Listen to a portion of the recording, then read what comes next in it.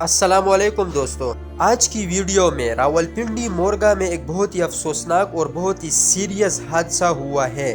ایک خاتون نے چودھری طارق نامی شخص کے خلاف FIR درج کر دی، جس میں دعویٰ کیا ہے کہ وہ عید کے روز اس کے گھر میں گوشت دینے کے بہانے داخل ہوا اور اسے اکیلے دیکھ کر اس کے ساتھ زیادتی کی۔ متاثرہ خاتون کے مطابق اس نے ملزم سے 2 کروڑ روپے کا مکان خریدا تھا۔ اس عورت نے 17 ملین ادا کیے اور گھر کا قبضہ لے لیا۔ بعد ازاں اس نے بقیہ 30 لاکھ بھی ادا کر دی، تاہم ملزمان اندراج کے عمل میں تاخیر کرتے رہے۔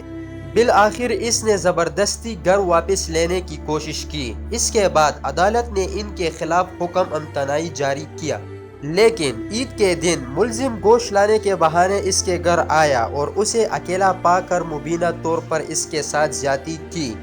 اس نے فوری طور پر پولیس کو کال لگائی اور پولیس موقع پر پہنچ گئی۔ اب مقدمہ درج کر لیا گیا ہے اور تحقیقات جاری ہے۔ دوستو، اس قسم کے واقعات انتہائی پریشان کن ہے اور انہیں سنجیدگی سے لینا چاہیے۔ یہ ضروری ہے کہ ہم بات کریں اور بیداری پیدا کریں۔